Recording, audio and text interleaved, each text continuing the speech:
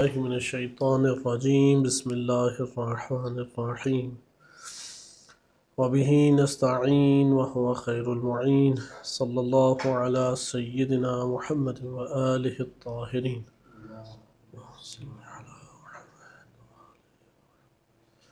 ہماری گفتگو قرآن کریم کے موضوع کے اوپر چل رہی تھی، جس میں آپ کی خدمت میں عرض کیا جا رہا تھا سورہ توبہ کی آیت نمبر 9 اور آیت نمبر 10، جس میں اشتراء آیات الہی کی بات تھی کہ ارشاد باری تعالی ہوتا ہے اشتروا بآیات اللہ ثمنا قلیلا فصدوا عن سبیلہ انہم ساء ما كانوا يعملون لا يرقبون في مؤمن إلا ولا ذمة وأولئك هم المعتدون۔ اس آیت کریمہ میں آپ نے جس طرح گزشتہ آیات تھیں کہ آیت نمبر 1 سے لے کے اور مزید جو آگے آیات آ رہی ہیں، اللہ سبحانہ وتعالی نے شدید الفاظ میں تبرہ فرمایا ہے انہی مشرکین پر، اور اس تبرہ کی اصل وجہ وہ ان کے چونکہ از لحاظ شرک اور کفر وہ تو پہلے ہی قابل برات ہیں، لیکن یہاں پر جو شدت اللہ سبحانہ وتعالی کی جانب سے دکھائی گئی ہے اور اللہ تعالیٰ نے مسلمانوں کو بھی تلقین کی، خصوصی احکام ان کے حوالے سے بیان کیے، اس کی بنیادی وجہ در حقیقت ان کا بے عہد ہونا ہے، عہد و پیمان توڑنا ہے۔ عہد و پیمان انسان جس سے باندھے اس سے انسان کو عہد و پیمان پورا کرنا چاہیے، یہ دین کا پیغام ہے۔ یہ کوئی ایسی مشکل چیز نہیں ہے کہ انسان اصلاً انجام نہ دے سکے، انسان اپنے لیے اس کو بعنوان دین حیثیت دے، یہ ضروری ہے۔ یعنی عہد و پیمان کا جو ہمارے پاس تقاضا ہے، ہمیں اسی جہت سے زندگی بسر کرنی چاہیے۔ مثلا ایک نیک کام وہ کئی زاویوں سے انجام پا سکتا ہے، ایک نیک کام۔ مثلا آپ نے کسی سے نیکی کی ہے، جیسا کہ یہ بیان بھی کرتے ہیں کہ کسی نے مدد کے لیے سوچا، اردو میں بھی یہ بنا ہوا ہے، فارسی میں بھی اپنے طور پہ ایک مطلب اچھا اس میں بیان کیا ہے کہ خاتون تھی کئی دنوں سے غریب اور فقیر بیٹھی ہوئی ہے، تو اس نے اپنے غربت کا تذکرہ جو ہے وہ میڈیا پہ کیا، اور ایک اس ٹائم ملحد سن رہا تھا، اس نے اس کے لیے اچھا مواد غذا کے اعتبار سے اور مدد کے اعتبار سے اس نے پیکنگ وغیرہ کی اور کافی سامان اکٹھا کیا اور بھیجا، اور اس بندے کو کہا کہ جب یہ پوچھے خاتون کہ یہ کس کی طرف سے ہے تو اسے کہنا کہ یہ شیطان نے تمہارے لیے بھیجا ہے۔ تو اب وہ بندہ گیا اور وہاں پہ دروازہ کھٹکھٹایا، خاتون نے لے لیا سامان۔ اب سامان جب لیا تو وہ لے کے رکھنے چلی گئی، رکھ دی، اب دروازہ بند کرنے آئی تو کوئی سوال ہی نہیں کیا اس نے۔ تو اس نے پوچھا کہ وہ جو لے کے آیا تھا سامان کہ آپ یہ نہیں پوچھیں گی کہ یہ کس نے آپ کو بھیجا ہے؟ تو خاتون نے جواب دیا کہ اس سے کیا فرق پڑتا ہے، اگر اللہ تعالیٰ دینا چاہے تو وہ کسی شیطان سے بھی دے سکتا ہے۔ تو اب یہاں پہ اس بھیجنے والی کی آپ نیت دیکھیں کہ وہ کس نیت سے کام کر رہا ہے، وہ اپنے الحاد اور فساد کی جہت سے کر رہا ہے۔ لہذا مختلف کام ہیں کہ جو افراد پیچھے ان کا انگیزہ یا اس کا جو سبب ہے فعل کا، انجام دہی کا، اس کے اسباب متعدد ہو سکتے ہیں۔ تو یہاں پر اس نے جو انگیزہ اور سبب اس کا بنا وہ الحاد تھا۔ ہم مومنین کی بات کرتے ہیں، مومنین میں بعض اس لیے کرتے ہیں کہ یہ کام اچھا ہے، مثلا عقل یہ کہتی ہے، انسان کا ضمیر یہ کہتا ہے یہ کام اچھا ہے، یہ ایک سوچ ہے۔ دوسرا یہ کہتا ہے اس میں مجھے نفع مل رہا ہے، تیسرا یہ کہتا ہے نہیں یہ لوگوں کی بھلائی تو اس میں ہے۔ اب یہ سارے مختلف انگیزے ہیں۔ ایک سبب اس میں سے یہ ہے کہ یہ میری ذمہ داری بنتی ہے، ایک سبب یہ ہے کہ میں نے فطرتاً یا عملاً عہد و پیمان باندھا ہے۔ اب یہاں پر جب آپ ذمہ داری اور عہد و پیمان کی وجہ سے ایک کام کریں گے، یہ اللہ تعالیٰ کو محبوب ہے کام، یہ تقویٰ کے قریب ہے کام۔ لہذا ذمہ داری کے اعتبار سے کام کرنا یہ آغاز دین ہے، کوئی بہت بڑے پیمانے کے اوپر دیندار انسان کو نہیں بنا دیتا۔ آغاز دیندار بنتا ہی اصل میں تب ہے کہ جب ذمہ داری کی اساس کے اوپر وہ یہ کام انجام دے۔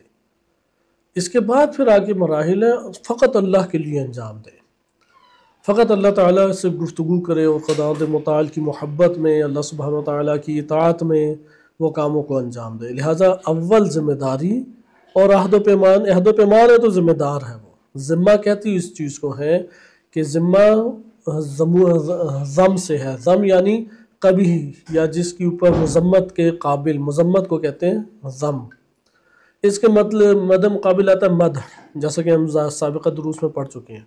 ذمہ کو اس لیے یہ ضم سے ہے چونکہ اگر اس کو انجام نہ دیں تو یہ بندہ قابل مذمت قرار پاتا ہے۔ اس لیے عہد و پیمان کی اساس پر جب ایک انسان وظائف انجام دیتا ہے، یہ آغاز دین ہے، آغاز دین عہد و پیمان۔ اس لیے جب قول دیں اس کے اوپر ہمیں عمل کرنا چاہیے، یہ دین نے ہماری تربیت کی ہے۔ وہ افراد ایک قسم کے تاجر افراد کہلاتے ہیں کہ جو ذمہ داری کی اساس پہ دین کو اختیار نہیں کرتے۔ اب جب بھی ہمیں پتہ لگ جائے اور ہم اپنے طور پہ اس کو حاصل کر لیں، یہ خدا کی طرف سے ہمارے اوپر عنایت ہے کہ ہم نے اس معلومات کو لے لیا اور اس کو سمجھ بھی لیا اور کوشش بھی اس کے اوپر عمل کرنے کی یہ اللہ تعالیٰ کی عنایات ہیں۔ سابقہ زندگی ہماری اس طرح سے نہیں گزری تھی، مسئلہ نہیں ہے، آئندہ کی زندگی گزاریں ہم۔ ایسے یہ آغاز سفر ہے۔ اس کے بعد اگلا مرحلہ ہمیں طے کرنا چاہیے خلوص عمل۔ خلوص عمل بہت ضروری ہے۔ عمل کو جتنا اللہ کے لیے خالص کریں گے وہ حیات پائے گا۔ اور سیر و سلوک کی جو منازل ہیں وہ وادی خلوص طے کرنے کے بعد شروع ہوتی ہیں، وادی خلوص سے پہلے تو شروع ہی نہیں ہوتی۔ اس لیے یہ گمان نہ کرے کہ ہم نے کوئی اتنے چلے کاٹے ہیں، اتنے ہم نے کیے ہیں، بالفرض شب قدر اتنی گزاری ہیں، اتنے اعمال کیے ہیں، یہ سارے اعمال صالحہ ہیں۔ سیر و سلوک کا جو عمل ہے جسے آپ کہتے ہیں کہ ایک عرفانی عمل، ایک انسان ساز عمل، وہ شروع ہی وادی خلوص و مرحلہ خلوص کے بعد ہے، اس سے پہلے نہیں ہے۔ لہٰذا بالفاظ دیگر اگر کوئی چاہتا ہے کہ قرب الہی کی منازل طے کرے، کیونکہ انسان اس دنیا میں آیا اسی مقصد کے لیے، قرب الہی کی منازل طے کرے، بقیہ تو اللہ تعالیٰ نے ہر ایک کو اس کے حساب سے جو دنیا دینی ہے اور دنیا میں جو کچھ لینا ہے وہ اس کے لیے قرار دے دیا اللہ سبحانہ وتعالیٰ نے۔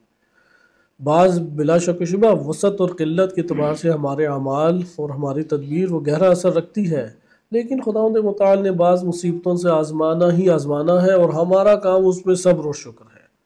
بعض کو وسعت رزق سے اللہ آزمائے گا، اس کے پاس یورو، ڈالر اور کئی مالیات کے انبار ہوں گے۔ بعض کو خداوند متعال تنگی سے آزمائے گا۔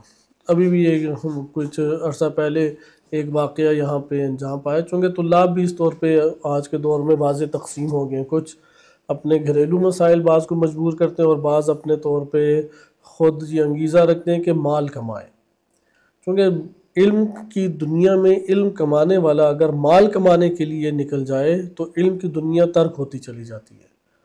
لیکن اگر یہ ہو کہ علم کی دنیا وہ کماتا ہے اور اس کی راہ میں جو مال اس کے اوپر آ جاتا ہے، وسیع مال بھی آتا ہے بلا شک و شبہ، تنگ مال سے بھی آزمایا جاتا ہے، لیکن قناعت کرے اس کے اوپر، کیونکہ اصل مال قناعت ہے، اصل مال وہ مال نہیں ہے۔ تو یہاں پہ ایک تھے ہمارے عزیز، انہوں نے بھی بہرحال اپنے لیے انتخاب کیا کہ میں مال کی دنیا میں آگے بڑھوں، تو دن رات انہوں نے ماشاءاللہ اچھے مال کمائے۔ ایک عام جو ڈگری ہولڈر ہوتا ہے انجینئرنگ وغیرہ کر کے، جیسے ہمارے ہاں رواج ہے، جاب لگتی ہے تو وہ کماتے ہیں، اسی طرح وہ بھی مہینے کے مثلا پاکستانی آپ کہہ لیں 2.5-3 لاکھ روپے کما لیتا تھا۔ اب اس نے اپنے خانوادے کو بلانا تھا، فیملی کو پاکستان سے، گھر بھی لیا، گھر میں سامان بھی لے آیا، تو پیسے اس نے رکھے ہوئے تھے کوئی 11 لاکھ یا 20 لاکھ روپے، جس سے اس نے سوچا تھا آئندہ آگے چلائیں گے۔ تو اس نے سوچا کہ مثلا فیملی میری آ رہی ہے 3 ماہ بعد، تو 2 مہینے میں، چونکہ جب مال کمانے لگے ہیں تو وہ پھر ہر جگہ سے ہی مال کمانا چاہتا ہے، تو میں ان کو کرائے پہ دے دیتا ہوں، تیسرے مہینے یہ خالی کر کے چلے جائیں گے۔ یہاں پہ کئی طلاب قم کے اندر اس طرح سے کر رہے ہیں کاروبار کے، وہ اپنا مثلا 3 فلور انہوں نے گھر لیا ہوا ہے، ایک فلور کو بڑا اچھا انہوں نے مہمان جس کے لیے مثلا ہوٹل ٹائپ سجایا ہوا ہے، اور یورپ وغیرہ سے جو افراد آتے ہیں اسی قیمت پہ، جو بھاری قیمت ہے ہوٹل کی، اس کے اوپر ایک گھر کا وہ اپنا پورشن دے دیتے ہیں۔ تو اس نے بھی اسی طرح سے سوچا، وہ دکھانے آیا ہے اور وہ دیکھ کے گئے ہیں، اس کے سارے پیسے غائب۔ تو اب وہ پریشان کہ یہ لے کے گئے ہیں کوئی اور ہے، بہرحال لے کے تو یہی گئے جو دیکھنے آئے تھے۔ اب انہیں فون کیا تو وہ اس کے اوپر پہلے ہی قبل اس کے کہ یہ کچھ بات شروع کرے وہ چڑھ دوڑے، اور کہا کہ آپ کون ہیں، کیوں ہمیں بار بار فون کر رہے ہیں، کیوں ہمیں تنگ کر رہے ہیں۔ یہ گیا پولیس کے پاس، تو پولیس نے کہا جب کوئی شواہد ہی نہیں ہے تو ہم کسی زائر کو کیسے تنگ کر سکتے ہیں۔ تو یہ ہے کہ خداوند متعال نے جب وسعت رزق دینی ہے تو دے گا، وَإِلَّا کما کے پاس رکھیں گے وہ بھی غائب ہو جائے گا۔ اسی طرح ایک اور واقعہ بھی پرانے واقعات میں ہے کہ ایک فیملی ہے، انہوں نے یعنی کھاتے پیتے اس دور کے افراد تھے، جب گاڑیاں چند افراد کے پاس ہوتی تھی، ان کے پاس مثلاً 2 گاڑیاں تھیں، ایک ہی بیٹا تھا، شادی کی، کوئی 12-14 سیٹ سونے کے انہوں نے دیے، اور ان کے وہ جو شخص تھا جو اپنے بہو کے لیے سیٹ 12-13 یا 14 لے کے آ رہا ہے، خانوادے کی مدد نہیں کرتا تھا، بہن بھائیوں کی مدد وہ شخص نہیں کرتا، پڑھے لکھے تھے، ڈاکٹر حضرات اس طرح کے، زمینیں بھی ان کی تھیں، لیکن کوئی پیسہ نکالنا محال تھا۔ پیسہ ان کے پاس سے وہی تھوڑا بہت، کسی کو کوئی فروٹ لے دیا، کسی کو کوئی روٹی لے دی، اتنا صحیح نکلتا تھا، کسی کے گھرانے کی مدد نہیں ہوتی تھی۔ تو انہوں نے بھی اب وہ سونا خطرہ ہی لگا رہتا ہے، تو بینک میں جمع کرایا۔ 10 سال گزرے، 15 سال گزرے، اب وہ جن خانوادوں کی مدد کی ضرورت تھی، آپ پاکستان کے حالات پہلے کے جانتے ہی ہیں کہ اکثر فیملیز ایسی تھیں، ایک تو 7 یا 9 بچے ہوتے تھے تب، اور ان میں وہ 1-2 ہی پھر اچھا کمانے لگ جاتے تھے، وہ اپنے بہن بھائیوں کی مدد کرتے تھے، وہ پھر کچھ سیٹل ہوتے تھے، پھر ان کے خانوادے چلتے تھے۔ عموماً ایک گھرانوں کی صورتحال آج بھی کچھ ایسی لگ بھگ ہے، لیکن آج بچوں کی تعداد کم ہو گئی ہے اور شہری زندگی کے تقاضے بڑھ گئے ہیں، پہلے شہری زندگی کے اتنے تقاضے نہیں تھے۔ خلاصہ کلام یہاں پہ آپ دیکھیں، وسعت رزق اور کمی رزق سے جب اللہ نے آزمانا، یہ عرض کرنا مقصود ہے کہ سفر انسانیت کو اختیار کرے، دنیا کے اندر جو چیزیں آنی ہیں، کس کو وسعت ملنی ہے، کس کو تنگی ملنی ہے، یہ خداوند متعال نے اپنے لیے قرار دی ہے۔ ممکن ہے کسی کے پاس بہت اموال ہوں، زمینیں پڑی ہوئی ہیں، بینک میں پیسہ بھرا ہوا ہے، وہ بیچارہ ایک کمرے سے باہر کی زندگی نہیں بسر کر پا رہا۔ بعض ہیں مریض ہو کے بیڈ کے اوپر پڑے ہوئے ہیں، بعض ایسے ہیں کہ ان کے ایسے حالات وہ گردش کر گئے ہیں کہ وہ ان مسائل اور کرائسس سے نہیں نکل رہے۔ مثلا ہوتا ہے کہ آپ نے بینک میں بالفرض اپنی زمین کے کاغذات جمع کرا دیے اور ایک قرضہ لیا ہوا ہے، ادھر سے جو تھے حالات خراب ہوئے، آپ کے سامان آنا ہی بارڈر کے اوپر، جیسے ابھی انڈیا پاکستان کے مسائل چھڑے ہیں، بارڈر ہی بند ہو گیا، تو اچانک یہ والے مسائل گردش کرتے رہتے ہیں انسانوں کے ساتھ، یہ ختم نہیں ہوں گے۔ سفر انسانیت اصل چیز ہے۔ تو اس واقعے میں بھی یہی ہے، 14-15 سال بعد وہ اس خاتون کی بہن کی شادی آئی، تو اس نے کہا میں اب ایک تو نکلوا لوں، شادی میں پہنوں، تو کون سا سیٹ لینا ہے، تو اس کا انتخاب اب گھر آ کے کرنا ہے، تو کہا چلو بینک سے ایک دن کے لیے لے آتے ہیں، تو انتخاب کر کے پھر اگلے دن چھوڑ آئیں گے۔ تو وہ بہرحال نکلی ہیں باہر خاتون، سیٹ وغیرہ لے کے شوہر سے، تو گیٹ سے باہر بینک کے آئے ہیں تو ڈاکو آ گیا، اس نے سیدھا کنپٹی پہ پسٹل رکھی ہے، سارے سیٹ لے گیا وہ 14 سالوں سے سیٹ پڑے ہوئے تھے، اور جو حقوق واجب بنتے تھے وہ بھی خاندانوں کے، کیونکہ انسان کے نفس میں پہلا باطل تصور ہی آتا ہے مال تو میرا ہے نا، میں کیوں اس پر خرچ کروں، وہ فری میں کیوں یہ لے جائیں، اس کے پاس کیوں یہ پیسے جائیں۔ خداوند متعال کا اصل مال ہے، امانت ہے ہمارے پاس، تاکہ ضرورت پوری کریں اور آخرت کو بنائیں ہم اپنی ضرورت پوری کر کے۔ مالدار ہمیشہ مالدار نہیں رہ سکتا۔ تو یہ ہمارے پاس بات آئی کہ عہد و پیمان دین ہے اصل، لا دین لمن لا عہد لہ، اور روایت کے الفاظ ہیں بڑی مختصر، جاندار، بہترین۔ اور سند کی بھی ضرورت نہیں ہے تحقیق کریں، چونکہ قرآن کے عین آیات کے تقاضوں کے تحت ہے۔ اوفو بالعہد، صحیح، اوفو بالعقود بھی ہے، اوفو بالعہد ان العہد کان مسئولا، کہ قرآن نے ان فہرست میں عہد و پیمان کو رکھا جس کے اوپر عہد شکن کے اوپر لعنت کی ہے اللہ تعالیٰ نے، یعنی لعنت کس کے مقابلے میں؟ رحمت کے مقابلے میں ہے، رحمت کے مقابلے میں لعنت ہے، نعمت کے مقابلے میں نقمت ہے، نقمت کس کے مقابلے میں؟ نعمت کے، لیکن رحمت کے مقابلے میں کیا ہے؟ لعنت ہے۔ اس لیے لعنت کیا ہے؟ رحمت الہی سے دوری، ہر وہ چیز جو اللہ اور اس کی رحمت سے دور کرے اسے شیطان کہتے ہیں۔ شیطان صفت ہے، کسی ذات یا شخص کا نام نہیں ہے۔ المبعد من اللہ تعالیٰ، جو اللہ سبحانہ وتعالیٰ سے دور کرنے والی چیز ہے، ہر وہ شے جو اللہ سے دور کرے وہ شیطان ہے، وہ انسان کی شکل میں ہو، جن کی شکل میں ہو، اشیاء کی شکل میں ہو، ہر وہ شے جو اللہ اور اس کی اطاعت سے دور کرتی ہے وہ شیطان ہے۔ جیسے یہاں پہ ہمیں سمجھ آئی کہ اصل مال، مثلا آپ ادھر ایک اور چیز کو بھی غور کریں تاکہ ہمیں یہ احساس ہونا چاہیے کہ عہد و پیمان اصل دین ہے۔ قول دے دیا، کوشش کریں عمل، اگرچہ قول عہد نہیں ہے، عہد میں باقاعدہ معاہدہ ہوتا ہے، معاہدہ کر لیں تو پھر جانے دے دنیا کو، چونکہ جو دنیا ابھی بھی ہمیں دی ہے وہ اس ذات نے دی ہے۔ تو وَمَن يَتَّقِ اللَّهَ يَجْعَلْ لَهُ مَخْرَجًا، جو اللہ کا تقوی اختیار کرے گا اس مسئلے میں، اللہ تعالیٰ حتماً اس کے لیے راہ نکالے گا۔ وَيَرْزُقْهُ مِنْ حَيْثُ لَا يَحْتَسِبُ، اور اسے رزق وہاں سے دیتا ہے جہاں سے اسے اصلاً گمان ہی نہیں ہے کہ یہاں سے بھی رزق آ سکتا ہے۔ مثلاً آپ قرآن نے اس کی مثالیں دی ہیں، رزق آنے کی انسان کو سب سے قریب ترین صورت کون سی ہوتی ہے؟ والدین اور اپنا کنبہ اور بہن بھائی وغیرہ، صحیح ہے۔ حضرت یوسف علیہ السلام کو کہاں سے رزق آیا؟ ایک اجنبی قافلے سے رزق آیا، اس نے جان بچائی ان کی، اور کنہوں نے؟ فراعنہ نے ان کے لیے اہتمام کیا سارا، عزیز مصر خرید کے لے گیا نا ادھر، پھر محل میں وہ پلے بڑھے۔ حضرت موسیٰ علیہ السلام دشمن سے اللہ تعالیٰ نے رزق نکالا، جب دینا ہے تو اسی طرح سے خداوند متعال دیتا ہے۔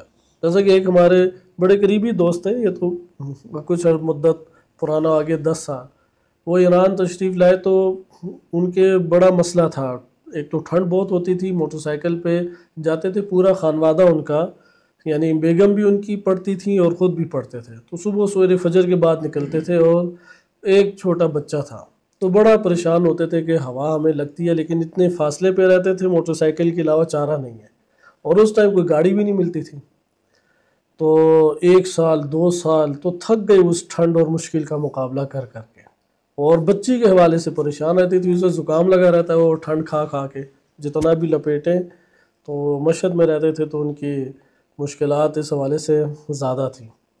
تو ایک دن وہ فجر کے بعد نکلے، ابھی اندھیرا ہی اندھیرا تھا اور سردیوں کی آمد تھی، تو وہ ٹکر پیچھے سے ماری موٹر سائیکل گاڑی نے، اور وہ گھسیٹتی ہوئی گئی، بچی ایک طرف گری، خود ایک طرف اور ان کی زوجہ ایک طرف، اور گاڑی بھی فرار کر گئی۔ تو وہاں پہ ایک بندہ تھا راہگیر، اس نے نمبر نوٹ کر لیا گاڑی کا، تو اس نے ان کے ساتھ یہ نیکی کی، تو خراشیں آئیں، بچ گئے، خداوند متعال نے محفوظ رکھا۔ تو انہوں نے پھر وہ رپورٹ درج کرائی، اور وہ مہینے تھے حرام مہینے نا، جن میں دیت ڈبل ہوتی ہے، 4 مہینے حرام ہے نا، ہم پیچھے پڑھ چکے ہیں، بحث تفصیلی بحث پڑھ چکے ہیں، تو ان میں سے تھے، تو وہ پھر بندے کو بلا لیا، تو اس نے وہ جو خراشیں آئی تھی اور تھوڑی بہت 1-2 جگہ گہرے زخم لگے تھے، تو اس کے اوپر اسے پیسے دینے پڑے، انہوں نے جتنے پیسے دیے اسے انہوں نے گاڑی لے لی۔ تو خداوند متعال نے جب گاڑی پہنچانی ہے تو اس طرح سے بھی ہوتا ہے کہ سارے بچ گئے، اور ان سب زخموں کو ملایا تو گاڑی آ گئی اس میں۔ تو خداوند متعال کی ذات جو ہے نا، ہر ایک کی تدبیر فرما رہی ہے، ایک ہماری تدبیر ہے، ایک اللہ تعالیٰ کی تدبیر ہے۔ ممکن ہے کہ اموال کے اعتبار سے جو حساب کتاب اللہ نے لینا بہت غنی ہے، لیکن جو استعمال کر رہا ہے بیچارہ فقیر ہی ہے۔ اور اگر اس میں بخیل ہو تو امام علی علیہ السلام کا نہج البلاغہ میں بڑا خوبصورت فرمان ہے، وہ بڑا عاقلانہ ترین انسان جو ہے نا آشش کر اٹھتا ہے اس فرمان پہ۔ کہتے ہیں کہ بخیل جو ہے نا سب سے زیادہ نقصان کا جو معاملہ کرتا ہے وہ بخیل انسان ہے، سب سے زیادہ، چونکہ بخل ایک مرض ہے۔ ایک دفعہ تو آپ کے ہاتھ پاؤں بندھے ہوتے ہیں اس لیے نہیں نکال پاتے مال۔ بخل جو ہے نا وہ ایک مرض ہے، اس مرض کی وجہ سے نہیں کچھ نکلتا پاس سے۔ تو کہتے ہیں کہ بخیل اس دنیا کے اندر فقیروں کی طرح رہا، چونکہ خرچ ہی نہیں کرتا نہ اپنے پہ نہ دوسروں پہ، اور آخرت میں جب حساب دے گا امیروں والا۔ امیر کا حساب بہت سخت ہے، ابھی موقع نہیں، انشاءاللہ کسی موقع پہ آئے گا تو روایات پڑھیں گی۔ امیر کا حساب ایک ایک، جیسا کہ ہم صحیح سند روایت اشارتاً میں صرف بیان کر دوں، پڑھ چکے ہیں کہ دو مومن تھے، دونوں جنتی، دونوں نے عمل صالح انجام دیے۔ ایک مومن فقیر تھا اور ایک غنی تھا، تو پوچھا دوبارہ جنت سے داخل ہونے سے پہلے پھر حساب، سارے حساب دے آئے، وہ فوراً تیزی سے دونوں نے طے کیا، اور دونوں ایک ساتھ ہی آ رہے تھے تو بڑی دوستی بھی ان کی لگ گئی معاشر میں، اور طے بھی سارے کر رہے تھے، اور جنتی ہونے کا وہ ٹکٹ ویزا بھی مل گیا۔ تو جہاز میں وارد ہونے سے پہلے پھر چیک کرتے ہیں یا نہیں کرتے؟ تو اسی طرح سے آپ یہ کہیں نا، اب جنت کے اندر داخل ہونے سے پہلے یہ کہا کہ ہاں دکھاؤ کہاں ہے وہ تمہارے پاس مجوز یا اتھارٹی کے اندر جا سکتے ہو۔ تو فقیر سے پوچھا ہاں کیا کیا تم نے؟ تو اس نے کہا دنیا میں کچھ تھا ہی نہیں کہ میں کچھ حساب دوں۔ تو پھر ندا ہے کہ یہ فقیر دنیا کا رہا ہے، یہ بغیر حساب جنت میں سے جانے دو، فوراً چلا جائے گا جنت میں۔ تو امیر بڑا اس وقت اس کے یعنی رونق وغیرہ تھی، اور فقیر بڑے بوسیدہ حالت میں تھا، دنیا میں وہ فقیر رہا۔ اب غنی سے پوچھا تم نے کیا کیا؟ وہ ایک سوال کا جواب جب دے گا تو اس قدر اس کا پسینہ بہے گا کہ 40 اونٹ جو ہیں وہ پیٹ بھر کے پانی پی سکتے ہیں۔ اب یہ ایک تعبیر ہے۔ تو ایک مدت کے بعد وہ آئے گا اور خستہ حال، تو اسے دیکھ کے یہ فقیر فوراً پہچان لے گا کہ کہاں رہ گئے تھے تم؟ تو اس نے کہا کہ طول الحساب، طول الحساب، حساب بڑا طولانی تھا۔ تو کہا اچھا تم کون ہو؟ کہا میں وہی فقیر تو ہوں جو تمہارے ساتھ تھا۔ وہ اس کی شان و شوکت اور جلالت دیکھ کے وہ پہچانے گا ہی نہیں امیر کے، یہ فقیر کی حالت اتنی تیزی سے تبدیل ہو گئی۔ تو یہ ہے ہمارے پاس کہ آزمائشیں مختلف ہیں۔ امیر انسان اللہ سبحانہ و تعالیٰ نے اس لیے اسے یہ رقم دی ہے، اس لیے اسے اموال دیے ہیں، آخرت کو خریدے، حقیقی اموال کو خریدے۔ بخیل کے پاس مال بہت ہوتا ہے لیکن مال اگلے تک نہیں پہنچے گا، صحیح؟ اچھا ایک بندہ امیر ہے، ہاتھ بھی کھلے ہیں، تب بھی اگلے تک ممکن ہے نہ پہنچے، چونکہ اصل جس سے مال اگلے تک پہنچتا ہے وہ صفت سخاوت ہے۔ سخاوت ہے کہ جو اسے پہنچاتی ہے، زیادہ مال ہونا تو نہیں پہنچاتا۔ اس لیے جو اموال کے بھی مسائل ہیں اس میں ضرورت اپنی پوری کرے، اور جب وہ ترجیح دے گا دین کو تو خود ایک فقیرانہ زندگی در آباد ہو جاتی ہے۔ مگر نماز شب پڑھنی ہے، نیند ڈسٹرب ہوتی ہے، مصاب روزے رکھنے ہیں، بھوک برداشت کرنے پڑتی ہے، فقیر کے درد کا احساس کرتا ہے انسان، تو خود اس احساس کی وجہ سے بے لذتی کا احساس ہوتا ہے، قیامت کے اوپر یقین رکھتا ہے اور موت پر یقین رکھتا ہے، تو اس کے ذائقے آدھے مٹتے چلے جاتے ہیں۔ مومن بنتا ہے تو آئے روز مسائل اس کے ایجاد ہوتے رہتے ہیں، ایمان کی وجہ سے بھی مسائل میں اضافہ ہوتا ہے، لازم نہیں ہے کہ کفر کی وجہ سے اضافہ ہو۔ تو خلاصہ کلام آپ نے یہ دیکھا کہ یہ سارے کے سارے جو امور ہیں، ان امور میں دنیا کو اللہ تعالیٰ نے خود تدبیر کیا ہے۔ ہمارا وظیفہ چونکہ قرار دیا کہ تم نے تدبیر کرنا ہے تو میں کر رہا ہوں، لیکن ہوگا کس کی تدبیر چلے گی؟ ہاں وَمَا تَشَاءُونَ إِلَّا أَن يَشَاءَ اللَّهُ، قرآن کریم نے واضح فرمایا تم جو چاہتے ہو وہ نہیں ہوگا، اللہ جو چاہتا ہے وہ ہوگا۔ اچھا وہ کہیں گے پھر میں تدبیر کیوں کروں؟ تدبیر چونکہ اللہ نے حکم دی ہے، خدا کا حکم ہے کہ تم اپنی تدبیر کرو، لیکن چلے گی کس کی تدبیر؟ وہ تدبیر الہی چلے گی۔ لہذا یہ دنیا کے امور ہیں جو آپ کے سامنے ہیں، اس لیے ساری کی ساری توجہ کرے کہ سفر الی اللہ کرے، اپنے وجود میں اللہ کی طرف سفر کرنے کی کوشش کرے۔ یہ دنیا خدا نے بنائی اسی لیے، اموال دیے اسی لیے، اور اس سفر الہی کا آغاز عہد و پیمان سے ہے۔ عہد و پیمان کی بنا کے اوپر وہ ایک عمل کو انجام دے، عہد و پیمان کو نبھانے کا عادی بنائے اپنے وجود کے اندر، ذمہ دار اپنی ذمہ داری سمجھے کہ میں نے اسے سنانا ہے، اس کے بعد کیا ہوتا ہے وہ کہ جو بھی ہوتا ہے میں سہوں گا یا دیکھوں گا، مجھے یہ پتا ہے کہ اس بندے کو میں نے یہ کہنا ہی کہنا ہے، اور میں نے یہ تبلیغ کرنی ہی کرنی ہے، البتہ طریقے سے، فہم کے ساتھ کہ اس جگہ پہ یہ عمل حرام ہے، اس سے اجتناب کیجیے۔ اس کے بعد اس نے کچھ ناگواری کا احساس کرنا ہے، کچھ ہمیں بھی پریشانی آنی ہے، کچھ درد سر لینا ہے، یہ درد سر لے لینا اس درد سر سے 1000 گنا بہتر ہے کہ جو کہے لگا کے ایک دوسرے پہ الفاظ بول رہے تھے اور ایک دن جھگڑا کر دیا، چونکہ ورنہ یہ والی محافل بنیں گی۔ تو خلاصہ کلام یہ آپ نے اس جگہ پر ملاحظہ کیا کہ عہد و پیمان کی اساس کے اوپر انسان کا عمل انجام دینا یہ دینداری ہے۔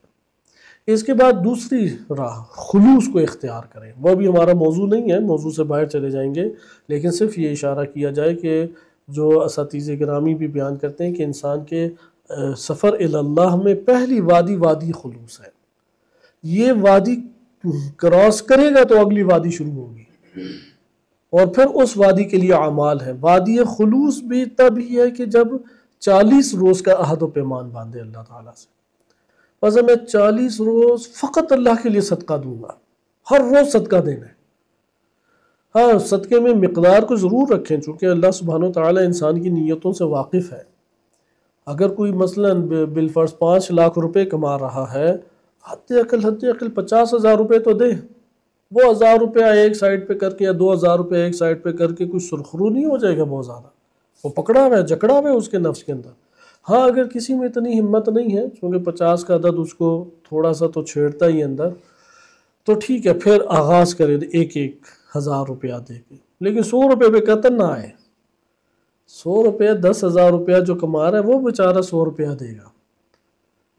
خداوند متعال کے ہاں اگرچہ عدد اہمیت نہیں رکھتا، لیکن جس جگہ پہ عدد کی قلت حرص کی وجہ سے ہو، بخل کی وجہ سے ہو، لالچ اور بخل 2 الگ الگ صفات ہیں، حرص اور بخل کی وجہ سے سوء ظن بھی اسی طرح پیدا ہوتا ہے۔ اس لیے آپ ایک چیز کا مشاہدہ کریں گے، جو میں بہرحال مختصر سے زندگی کا تجربہ رکھتا ہوں، اس سے میں نے بہت دیکھا ہے، آپ عزیزان خود اس کا تجربہ کر سکتے ہیں۔ جو بہت زیادہ اعتراض کرتے ہیں نا، مولوی یہ کھا جاتے ہیں، ادارے اس طرح سے لوٹ لیتے ہیں، یہ سارے دکانداریں ہیں، یہ تجارت اور مارکیٹیں کھولی ہوئی ہیں انہوں نے، وہ صاحب استطاعت ہوتے ہوئے بھی کبھی بھی خدا کی راہ میں پیسہ خرچ نہیں کرتے۔ یہ وہ وسوسے ہیں جس نے اس کو اس قدر سوء ظن ڈالا ہے، اس قدر سوء ظن ڈالا ہے کہ اس کی نظر میں دین کاملاً ایک مارکیٹ اور تجارت اسے نظر آ رہی ہے۔ ہم یہ نہیں کہتے کہ نہیں ہے، بہروپی ہے مجرم افراد، لیکن سارے مجرم ہیں۔ کیا یہ ہونا چاہیے کہ مجھے یہ پتہ لگے کہ یا وہ ایک ایک پیسہ کیسے خرچ کر رہا ہے؟ یہی ہونا چاہیے کہ اس کی عزت نفس کا میں ایسا خیال رکھوں اسے پتہ ہی نہ لگے کہ کس نے دیا ہے، کس نے اسے پہنچایا ہے۔ اس لیے روایات میں وارد بھی ہوا ہے کہ سرًا وعلانیۃً، اللہ کی راہ میں خرچ کرتے ہیں پوشیدہ بھی اور اعلانیہ بھی۔ پوشیدہ خرچ کرنا فضیلت رکھتا ہے یا اعلانیہ؟ بلا شک و شبہ پوشیدہ، کئی اسباب ہیں۔ نیکی بچا لیتا ہے، چونکہ دوسروں کو پتہ ہی نہیں ہے یہ کر رہا ہے، اس لیے اس کو اپنے نفس میں جھگڑے شہرت کے اور اغوا کنندہ ہونے کے پیش ہی نہیں آ رہے۔ نمبر 2، ہر وہ نیکی اس دنیا میں چھپا کے کرنا اجر رکھتی ہے، چونکہ اس کی وجہ سے وہ صالح لوگوں کی نگاہوں میں ابھرے گا نہیں، صحیح، لیکن اللہ کی بارگاہ میں وہ بڑا قد ہے اس کا، اور ایسے کثیر افراد ہیں لوگوں کی نگاہوں میں اس سے بالاتر کوئی شخصیت نہیں ہے، اور خدا کی نظر میں اس کا کوئی مقام ہی نہیں ہے۔ فرشتے بھی بعض اوقات حیران ہوتے ہیں، ایسے افراد بھی ہیں۔ تو خلاصہ کلام یہ عہد و پیمان کے اوپر سفر کر کے خلوص کی سطح پر قدم رکھیں، اور اس کے سفر کا آغاز بھی ایسا ہے، عہد و پیمان باندھیں اپنے نفس میں۔ اسے کبھی مشارطہ سے بھی علم اخلاق بیان کرتا ہے، شرط باندھے کہ اگر تو نے اس دفعہ غیر اللہ کی کو ملایا تو پھر تو اپنے شرط میں باندھتا ہوں کہ میں پھر نفس کو سزا یہ دوں گا کہ بالفرض میں 1 ہفتہ گوشت ہی نہیں کھاؤں گا، بالفرض، چونکہ 40 دن سے اوپر نہیں کرنا چاہیے، 40 دن میں 1 دفعہ کھانے کی تاکید ہے۔ تو اسے کہتے ہیں مشارطہ، کہ اپنے ساتھ شرط باندھے کہ یہ نہ ہوا تو پھر میں تیرے ساتھ اس طریقے سے سلوک کروں گا۔ تو وادی خلوص طے کرنا لازم ہے۔ اس ٹائم ہمارے لیے جو سب سے بڑا مسئلہ بن رہا ہے وہی وادی خلوص ہے۔ عالم علم لینے میں خالص نہیں ہے، کوئی اندر اس کے ہے کہ یار میں علم اس لیے لوں اقامہ ملے، میں علم اس لیے لوں کہ ٹھیک ہے مجھے آنا چاہیے، حتیٰ کہ یہ بھی خالص پر نہیں ہے، علم اس لیے لوں کہ تبلیغ کروں، خالص نہیں ہے نیت اس کی۔ علم اس لیے لوں فقط اللہ کے لیے، للہ، چونکہ اللہ سبحانہ و تعالیٰ کو محبوب ہے، اس کی معرفت اس سے حاصل ہوتی، اور کوئی مقصد نہیں ہے میرا علم سے۔ وہ تو میری ویسی واجب ذمہ داری ہے کہ جتنا علم میرے پاس ابھی بھی ہے وہ بھی پہنچاؤں، اس سے زیادہ ہوگا اس سے زیادہ پہنچانے کی ذمہ داری بڑھ جائے گی۔ یعنی کسی کے پاس 1000 روپے ہیں، اس کے 1000 روپے سے اللہ کی راہ میں خرچ کرنا وظیفہ ہے، کسی کے پاس 1 لاکھ ہے وہ 1 لاکھ سے خرچ کرے، کسی کے پاس 1 کروڑ ہے وہ 1 کروڑ سے خرچ کرنا لازم ہے، علم دینا لازم ہے۔ علم کی زکوٰۃ کیا ہے؟ تعلیم، ہر شے کی زکوٰۃ ہے، زکوٰۃ العلم وہ ہے نشر ہو، کہ اسے نشر کرو، صحیح، یا تعلم ہو، اس کا تعلم آپ اسے سکھائیں۔ اس لیے علم کبھی بھی اندر رکھنے والا نہیں ہے، جتنا ہے اسے پھیلائیں، اسے نشر کریں، وہ دیں، اور ہر بندہ ایک سطح کا علم رکھتا ہے، صحیح، وَكُلُّ ذِي عِلْمٍ وَفَوْقَ كُلِّ ذِي عِلْمٍ عَلِيمٌ، ہر اہل علم کے اوپر وہ ذات علیم بیٹھی ہوئی ہے، اس لیے علم کا مرتبہ تو کہیں میں بھی ختم نہیں ہوتا۔ خلوص عالم کے لیے بھی لازم ہے، تاجر کے لیے بھی لازم ہے مال خرچ کرتے ہوئے، عامل کے لیے لازم ہے عمل کرتے ہوئے، زاہد کے لیے بھی لازم ہے زہد کرتے ہوئے، عابد کے لیے عبادت کرتے ہوئے، خلوص ہر سطح کے اوپر لازم ہے۔ خلوص یعنی خالی ہونا، وہ کہتے ہیں نا اردو میں بھی یہ محاورہ ہے، خلاص کر دو اسے، یعنی ختم ہو، زندگی ختم کر دو، خالی ہونا، ختم کرنا، عربی میں بھی قتل کے معنی میں استعمال ہوتا ہے یہ معنی۔ خلوص یعنی غیر اللہ کو نکال دو، غیر اللہ کو اپنے عمل کی دنیا سے باہر کر دو۔ ہم نہیں آغاز میں کامیاب ہوں گے، ہمیں ایک کے بعد، البتہ اس کی راہ یہی ہے کہ انشاءاللہ یہ کسی اور مورد میں آئے گا کہ 40، جسے اردو میں چلہ کہتے ہیں، 40 دن کا عہد و پیمان ہمیشہ باندھیں۔ ایک عمل میں کتنے دن کا؟ 40 دن کا عہد و پیمان باندھے، 40 سے کم نہیں، زیادہ ہو تو عیب نہیں ہے، کم نہیں، چونکہ 40 دن کے اوپر وہ نفس کے اندر جڑ پکڑ لیتا ہے کمزور سا بھی، وہ جڑ پکڑ لیتا ہے۔ تو یہ جو 40 دن کا ہے سفر، یہ پھر آگے ایک کے بعد ایک چلے سے کہیں اوپر نہیں پہنچ جائیں گے، کئی اس طرح کے 40 کاٹیں گے، کئی 40 کاٹیں گے تو ایک سفر وادی طے ہوتی ہے، لیکن نفس کی وادی اسی طریقے سے طے ہوتی ہے، روح کی وادی اسی طرح سے منازل کو طے کرتی ہے۔ آیا ہم تیسرے معنی کے اوپر، اور تیسرا معنی ہے کہ اللہ کی آیات کو فروخت نہ کریں۔ اشتراء کا ایک معنی آپ کی خدمت میں پہلے بیان کیا تھا، اہل لغت نے یہ بھی ذکر کیا کہ اس لیے جو شیخ حسن مصطفی رحمۃ اللہ علیہ، انہوں نے اس کے معنی میں کلمہ اشتراء کے معنی میں واضح طور پہ یہ لکھا ہے کہ اس کی اگر عبارت میں سامنے ہو تو میں آپ کی خدمت میں پڑھ کے بھی سنا دوں، چونکہ ہم نے جو سابقہ درس میں پڑھا تھا اس میں خریدار جو ہوتا ہے وہ مشتری کہلاتا ہے اور بیچنے والا بائع کہلاتا ہے۔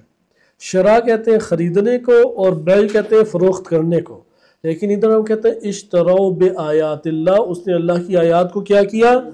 بیچ دیا۔ خریدنا اصل میں معنی بننا چاہیے، تو پھر لغات نے یہ آگے بیان کیا کہ در حقیقت عمل جو ہے نا دونوں کی طرف سے ایک جیسے انجام پا رہا ہے، چونکہ ایک دے رہا ہے اور ایک لے رہا ہے، لیکن جو لے رہا ہے وہ بھی عوض کے طور پہ اور جو دے رہا ہے وہ بھی عوض کے طور پہ، اس لیے یہ رد و بدل کر سکتے ہیں معنی کے اعتبار سے، بیع کی جگہ پر مشتری بھی رکھ سکتے ہیں اور مشتری کی جگہ پہ بائع بھی رکھ سکتے ہیں، لغت کے اعتبار سے کوئی مسئلہ نہیں ہے، اس لیے ہم یہاں پہ یہ ترجمہ کر لیتے ہیں کہ فروخت کیا آیات کو۔ لیکن شیخ مصطفی رحمۃ اللہ علیہ جنہوں نے بہت تحقیق کی، کیونکہ یہ آپ کے سامنے قواعد تفسیر کے باب سے نقطہ رکھا جائے، ڈکشنری حجیت نہیں رکھتی، حجت نہیں ہے ڈکشنری، کیونکہ اصل حجت اللہ اور اس کے رسول اور امام معصوم کا قول ہے، یا عقل پھر ایک حجیت رکھتی ہے۔ ہم جو ڈکشنری میں جا کے معنی لے کے آتے ہیں یہ اصل ہمارے اوپر حجت نہیں ہے، سوائے اس کے کہ ہمارے لیے شواہد اکٹھے ہو کے اس سطح تک ایک لفظ کا معنی پہنچ جائے کہ ہم کو یہ اعتماد اور اطمینان نفس میں حاصل ہو جائے کہ اللہ سبحانہ و تعالیٰ نے لفظ سے یہی معنی مراد لیا. صحیح.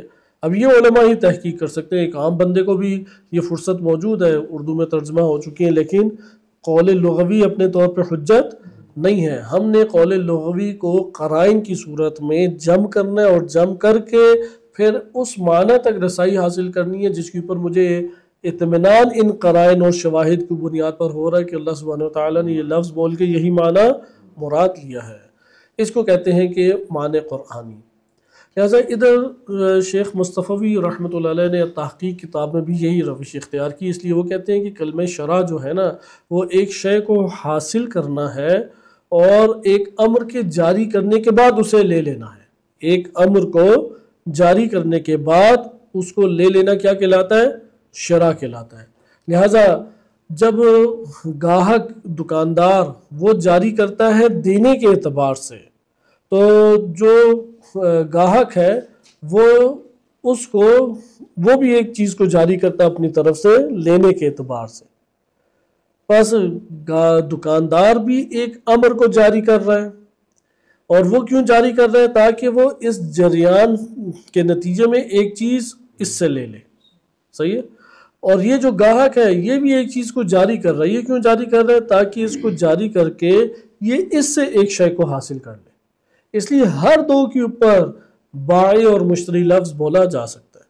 لیکن وہ یہ بیان کرتے ہیں کہ یہاں پہ وَلَا تَشْتَرُوا بِآيَاتِي ثَمَنًا قَلِيلًا، اس آیت کریمہ کے ضمن میں سورہ بقرہ آیت نمبر 41 ہے کہ وہ کہتے ہیں کہ وَلَا يَجُوزُ التَّفْسِيرُ بِالْبَيْعِ، یہاں پہ اشتراء کو خرید و فروخت کہنا ترجمہ ٹھیک نہیں ہے. صحیح ہے. کیوں نہیں؟ فَإِنَّ الْآيَاتِ وَالْعَهْدِ، آیات اور عہد و پیمان لیست بمملوکۃ، یہ تو ملکیت بنانے والی چیزیں نہیں ہیں. یہ تو لوگوں کی ملکیت، آیات کسی کی ملکیت ہے. کہتے ہیں جب ملکیت نہیں ہے تو پھر یہ بیع اور انتقال وغیرہ نہیں ہو سکتا. بلکہ کیا ہے، اس سے مراد یہ ہے کہ تم اس کو ترک نہ کرو. صحیح. اشتروا بآیات اللہ، کہ تم اللہ کی آیات کو اس وجہ سے ترک نہ کرو کہ دنیا کے اوپر مر مٹے ہو.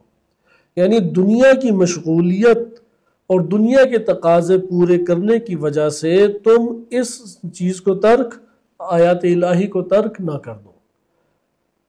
بالفاظ دیگر آسان یہ جو اب لغوی طور پہ میں آپ کی خدمت میں عرض کروں، بقیہ آج ہم چند آیات میں مزید ابھی آگے بڑھیں گے. آپ ادھر تھوڑی سی دقت کیجئے، کیونکہ پچھلی دفعہ ایک ہم نے دقت کی اور وہ آج حل ہو گئی کہ لغت کے اعتبار سے بھی اگرچہ اشتراء عموماً کہا جاتا ہے خریدنا، لیکن لغت کے اعتبار سے فروخت کرنے والے کو بھی اشتراء یا مشتری کہہ سکتے ہیں. صحیح ہے. لیکن ہم ابھی ایک اور زاویے سے دیکھ رہے ہیں کہ اللہ کی آیات وہ ہدایت کے لیے ہوتی ہیں، وہ کسی کی ملکیت تو نہیں بنتی کہ اسے فروخت کیا جا سکے. اچھا ٹھیک ہے، یہ آیات ہیں، یہ میں فروخت کرتا ہوں. پھر اسے فروخت کرنے سے کیا مراد ہے؟ فروخت کرنے سے چند چیزیں ہمارے سامنے آتی ہیں، اور وہ واقعات بھی ہمارے پاس موجود ہیں، اور یہ والا مسئلہ آج بھی ہمارے پاس موجود ہے. اس لیے یہ کہتے ہیں کہ وَلَا يَجُوزُ التَّفْسِيرُ بِالْبَيْعِ، اسے خرید و فروخت کے عنوان سے آپ نہیں لے سکتے. صحیح. وَلَا يَجُوزُ التَّفْسِيرُ بِالْبَيْعِ، بیع کی اس اعتبار سے آپ اسے نہیں کہہ سکتے. اچھا پھر اس میں کس طرح سے یہ بات آتی ہے؟ در حقیقت مسئلہ یہ ہے کہ دنیا کے جو مسائل ہیں، دنیا جتنی بھی دنیا ہے، اب دنیا کی بھی وضاحت آپ کے سامنے نہیں پیش کی جاتی، آگے بھی آئے گی، پہلے بھی گزر چکی ہے. حد اقل ہمارے لیے دنیا کیا ہے؟ دنیا حد اقل ہمارے بیوی بچے ہیں، یا خاندان، قبیلہ جسے آپ کہتے ہیں، والدین، بہن بھائی، یہ دنیا ہے. المال والبنون زینت الحیات دنیا. نمبر 2، اموال دنیا ہے ہی ہے. اموال کیا ہے؟ دنیا ہے. اچھا نمبر 3، اچھے کھانے پینے خوراک وغیرہ کیا ہے؟ دنیا ہے. نمبر 4، دوستیاں، محافل، ایک دوسرے کی رفاقت، یہ کیا ہے؟ حتماً و حتماً دنیا ہے. اچھا اسی طریقے سے اقتدار، حاکمیت، یہ مادہ ہر انسان میں پایا جاتا ہے مگر تزکیہ کرے.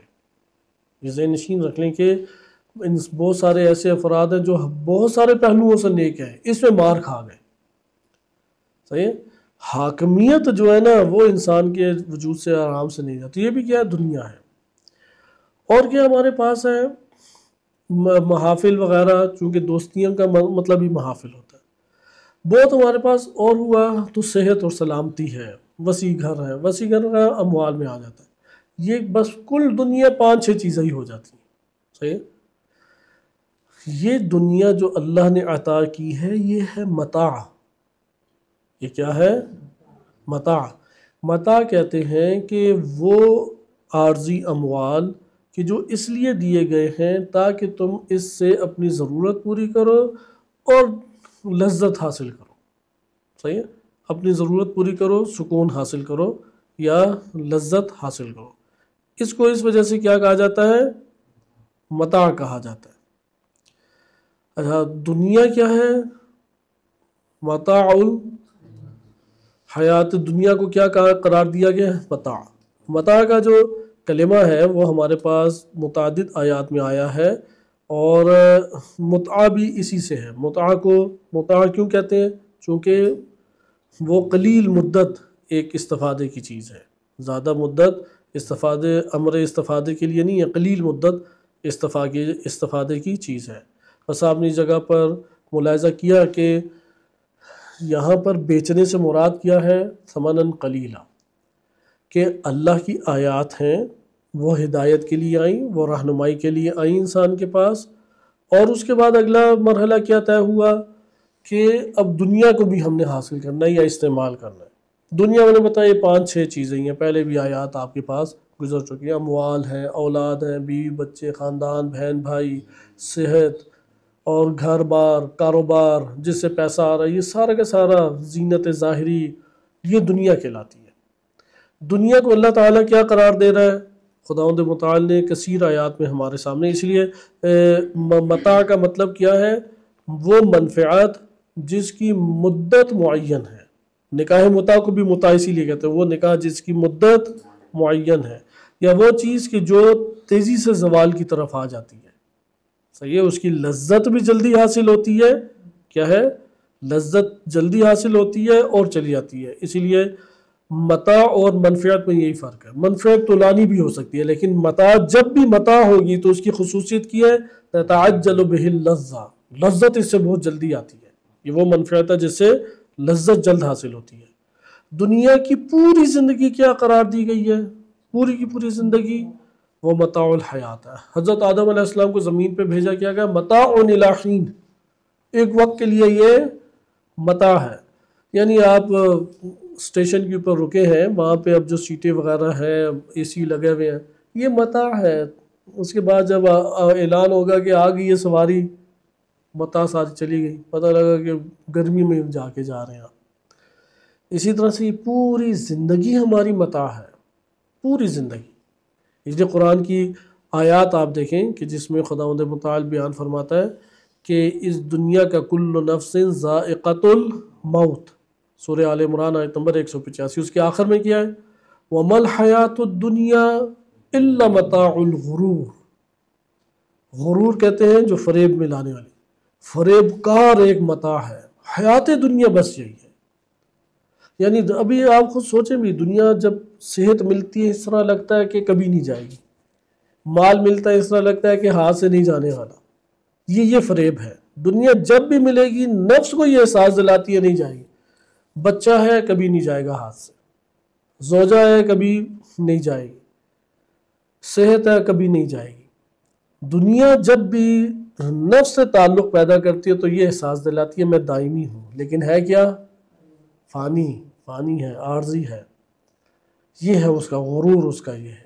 نمبر 2، لذت جب ملتی ہے، سکون جب ملتا ہے تو ایسا محسوس ہوتا ہے اگلا دن بھی اسی طریقے سے ہے، لیکن اگلا دن ایک روش کے اوپر نہیں ہے. دنیا یہ ایک اور اس کا غرور ہے. دنیا کی ساری متاع اسی طرح، کوئی بھی آپ نعمت دنیا لے آئیں اس میں آپ کو دنیا کی یہ جھلک نظر آئے گی. وہ فانی ہے، اسی لیے وہ فریب کار ہے. لیکن ہے فانی، ہم کہتے ہیں فانی، لیکن جب ملتی ہے تو کیا احساس ہوتا ہے؟ مثلا ہمیں یقین ہے ہم کل صبح اسی طرح اٹھیں گے جیسے آج صبح اٹھے ہیں، صحت مند تندرست. سوچتے ہیں یا سوچے بغیر ہی ہمیں یقین ہے کہ ایسا ہی ہے. اور اگر ایسا نہ ہو تو کیا ہوتا ہے کہ یار آج پھر گلا خراب ہو گیا ہے، کانٹے چبھ رہے ہیں گلے میں، بخار سا لگ رہا ہے، نیند ہی نہیں صحیح پوری ہوئی، کیونکہ وہ چاہتا ہے دنیا ہے یہ کہ نہیں ہے وہ اس طرح سے جو پہلے دن آیا تھا. اس نے بالآخر بے وفائی کرنی ہے ایک دن، وہ کہ یار 10 سالوں تک تو یہ مسئلہ نہیں ہوا، آج یہ مسئلہ آ گیا مجھے. اسی کو کہتے ہیں بے وفائی، وہ تو آنا تھا. یہ آپ کو جو احساس ہوا کہ نہیں اس نے تو یہ چلتے رہنا ہے، یہ اس کا دھوکہ ہے. اصل میں وہ دھوکہ نہیں دیتی، ہم دھوکہ کھاتے ہیں. جب تکلیف ہو تو ایسا لگتا ہے ایک ڈاکٹر کے پاس گئے، دوسرے فوراً کہ گا درد نہیں تمہاری ٹھیک ہونی، لیکن وہ ٹھیک ہو جاتی ہیں. تو یہ انسان کے احساسات ہیں، یہ غرور کا سبب بنتے ہیں. لیکن دنیا کی ہر چیز کیوں اللہ نے دیا ہے؟ متاع ہے، عارضی ہے، وقت گزارنے کے لیے ہے. اب قرآن نے بھی یہی اس کا ہمارے سامنے تعارف کرایا ہے کہ یہ کیا ہے؟ متاع ہے. جیسے کہ سورہ اعراف آیت نمبر 24 میں بھی ہے وَلَكُمْ فِي الْأَرْضِ مُسْتَقَرٌ، ایک استقرار والی زندگی زمین پر ہے. وَمَتَاعٌ إِلَىٰ حِينٍ، ایک قلیل مدت تم اس زمین کے اوپر ہو پھر یہ چلی جائے گی. اب اس متاع میں ہم نے مصروف ہونا یا نہیں ہونا؟ چونکہ متاع کا تعارف ہم اور بھی کرائیں گے. 34 کے قریب آیات ہیں جس میں یہ آیا ہے کلمہ، اور بلا شک و شبہ اس متاع میں ہی زندگی ہے. دنیا میں رہنا تو متاع سے استفادہ لازم ہے، لیکن اس سے جب استفادہ کریں، اسے متاع اللہ تعالیٰ نے اس لیے کیا کہ احساس ہوگا دائمی کا، لیکن ہے یہ زوال پذیر. جلد آپ کو لذت اور آپ کی ضرورت پوری کر رہی ہے، لیکن اسی طرح جلد جانے والی بھی ہے. یہاں پر اصل اختلاف اس جگہ پر آتا ہے جو بیچنے کے ہے کہ جب ہم اس متاع دنیا سے مشغول ہوتے ہیں، آیت جو قرآن نے کہا نا کہ اشتروا بآیات اللہ ثمنا قلیلا، کہ قرآن کریم میں کئی مقامات کی پر یہ آیت وارد ہوئی ہے کہ اس جگہ پر ہے کہ آیات الہی کے مقابلے میں کیا ہے؟ اشترا. صحیح ہے، اشترا یعنی ادھر ہم ترجمہ کر دیتے ہیں بیچنا، حالانکہ بیچنا ترجمہ بنتا نہیں ہے. ہوتا یہ ہے کہ ہم نے متاع تو استعمال کرنی ہے، دنیا میں رہ رہے ہیں. جب متاع میں مشغولیت انسان کی ہوتی ہے تو اس مشغولیت کی وجہ سے آیات الہی کے تقاضے فراموش کر دیتا ہے. یہاں پہ سارا مسئلہ پیش آتا ہے. صحیح، مسئلہ کہاں پہ پیش آ رہا ہے؟ بالفاظ دیگر متاع دنیا کہہ رہی ہے کہ تم پورا جذب ہو کے یہاں پر آ جاؤ، اور آیات الہی بعض جگہوں پہ کہہ رہی ہے کہ اس متاع سے اپنا تعلق تم ختم کرو. آیات الہی کا تقاضا ہے کہ اس جگہ پہ اس متاع کا شکار تم مت ہو. تو جب یہ ٹکراؤ آتا ہے تو یہ ترجیح کس کو دے دیتے ہیں؟ دنیا کو، متاع کو. جب متاع کو دے دیتے ہیں اور اس کو پس پشت ڈال دیتے ہیں تو یہ ہے کہ تم نے بڑا پست سودا کیا ہے. یہ تو اس قابل نہیں تھی دنیا کہ اس کی خاطر تم اللہ کی آیات کو چھوڑو، اس شے کی خاطر تم نے اللہ کی آیات کو چھوڑ دیا. یہ تو یہ حیثیت نہیں رکھتی تھی. تو یہ ہمارے پاس کیا آتا ہے کہ اشتروا بآیات اللہ ثمنا قلیلا. مشرکین نے بھی یہی کام کیا. ان کے آل اولاد، بیوی بچے اور قبائل تھے، اپنے طاقت کے گھمنڈ میں تھے. اب انہوں نے عہد و پیمان باندھا، اللہ سبحانہ و تعالیٰ کی آیات ان کے سامنے پڑھی گئی، واضح ہے، رہنمائی ہدایت آشکار ہو گئی. اب اس جگہ پہ وہ جو متاع ہے وہ ان کو اس طرح سے اس کے دھوکے میں مبتلا ہوئے کہ آیات الہی کو ایک قسم کا انہوں نے ترک کر دیا. یہ ترک کرنا کیا کہلایا؟ فروخت کرنا. بالفاظ دیگر اگر ہم اسی تناظر میں دیکھیں جو سیاق چل رہا ہے تمام اس آیت میں، اگر ایک انسان عہد و پیمان کو اپنے نہ نبھائے، جو بات کی ہے اس نے، جو عہد و پیمان باندھا ہے اسے نہ نبھائے، جتنے بھی دین کے تقاضے اپنے طور پہ پورے کر رہے ہیں، لا دین لہو، اس کا دین نہیں ہے. حتیٰ کہ یہ آپ آج کل ہم طلاب میں بھی یہ بات عام ہو گئی ہے، اگلے کو وعدہ دے کے پھر غائب ہو جاؤ. دنیا کی تیزی کہتے ہیں اسی کو. وہ کہ اچھا وہ پھر رابطہ کرے گا، ٹھیک ہے جی یہ ہو جائے گا، وہ ہو جائے گا، فلاں ہو جائے گا، پھر غائب. اب وہ جتنا بھی شریف و نفس ہے انسان، جتنی دیگر نیکیاں کر رہا ہے، بڑے افکار انقلابی طرح کے رکھ رہا ہے، بڑے اس کے اندر حماسہ بھی دشمن کے خلاف آ جاتا ہے، دین آ کے اسے دیندار نہیں مانتا. دین تب دیندار مانتا ہے کوئی عہد کی اساس کے اوپر دین کو ظاہر کر رہا ہو. جو عادت کی اساس کے اوپر دین کو ظاہر کر رہا ہے، جو معاشرے کی اساس پہ دین کو لے رہا ہے اور ظاہر کر رہا ہے، یہ دیندار قرآن کی نگاہ میں نہیں ہے دیندار. قرآن کی نگاہ میں وہ شخص دیندار ہے جو عہد کی اساس کے اوپر دین کو ظاہر کر رہا ہے. چونکہ میں نے عہد و پیمان باندھا ہے، چونکہ میری یہ ذمہ داری ہے، اس لیے میں اس کو نبھانا چاہتا ہوں. اس ذمہ داری کے نبھانے کے بعد کیا اجر ہے کیا نہیں، وہ خداوند متعال کی ذات کے ہاتھ میں. اچھا، بیچنے کے اعتبار سے کیسے سازگار ہے؟ جب بھی عہد کو نبھانا پڑے اور اس نبھانے میں ہماری دنیا ہمارے ہاتھ سے جاتی ہے، تو اگر کوئی شخص وہاں پہ عہد کو توڑ دے اور اپنے دنیا کو حاصل کر لے تو یہ ہے کہ جس نے قلیل اللہ کی آیات کی قیمت لگائی ہے. خدا کی آیات اس قدر قیمت رکھتی ہیں کہ اگر امام معصوم کی بھی جان جاتی ہے، داؤ پہ لگ جاتی ہے کہ آیات بچیں گی یا جان امام حسین علیہ السلام کی بچے گی، تو آیات اتنی قیمتی ہیں، اتنی قیمتی کہ امام حسین علیہ السلام کو شہید ہونے کا موقع دیا جائے گا. اہل بیت علیہ السلام، ان کی خواتین کو قیدی اور بے پردہ ہونے کی سطح تک اس مظالم اور مصائب کو برداشت کیا جائے گا. آیات الہی کو نہیں نیچے لایا جائے گا. وہ قیمت اتنی رکھتی ہیں، وہ حاکم ہیں، وہ انسان کے وجود، اس کی جان مال عزت کے اوپر فوقیت رکھتی ہیں. یہ اصل دین ہے ہمارے ہاں، یہ ترتیب دین ہمارے پاس ادھر سے آتی ہے. بس ثمناً قلیلہ کا کیا مطلب ہمارے سامنے آیا کہ تم نے اس متاع دنیا کی خاطر، کہ جس کو امام علی علیہ السلام کہتے ہیں کہ بکری کی چھینک جب آتی ہے تو اس کی ناک سے جو مواد نکلتا ہے، میری نگاہ میں تمہاری اس دنیا سے قیمتی تر یہ مواد ہے. یا وہ جو ٹڈی ہے وہ پودے کو کھاتی ہے تو وہ چھوٹے چھوٹے ذرات اس کے نیچے گرتے ہیں، تو امام علی علیہ السلام فرماتے ہیں کہ یہ ذرات مجھے تمہارے اوپر حکومت کرنے سے زیادہ عزیز اور بہتر لگتے ہیں، اس کی قیمت زیادہ ہے تمہارے اوپر اس حکومت کرنے سے. لہذا دنیا جو ہے نا وہ یہ حیثیت نہیں رکھتی کہ اس کی خاطر دین کو فراموش کرے، اس کی خاطر دین کو ترک کرے، اس کی خاطر دین کو داؤ پہ لگائے، اس کی خاطر دین سے تعلق کو قلیل اور کمزور کرے. یہ دنیا نہیں حیثیت رکھتی ہے. جس نے بھی دنیا کے ساتھ یہ سلوک کیا کہ اس کو حیثیت اوپر دی، تو یہ ہے آیات کا بیچنا. اسی لیے امام صادق علیہ السلام کی صحیح سند روایت میں وارد ہوا ہے کہ وصیت تھی کہ جس نے نماز کو خفیف اور ہلکا جانا اور اپنے کام کو بالا تر قرار دیا، صحیح ہے، وہ شخص ہماری شفاعت تک نہیں پہنچے گا. یہ ہر ایک کے لیے، اسی لیے قرآن نے رجال کس کو کہا ہے؟ مرد.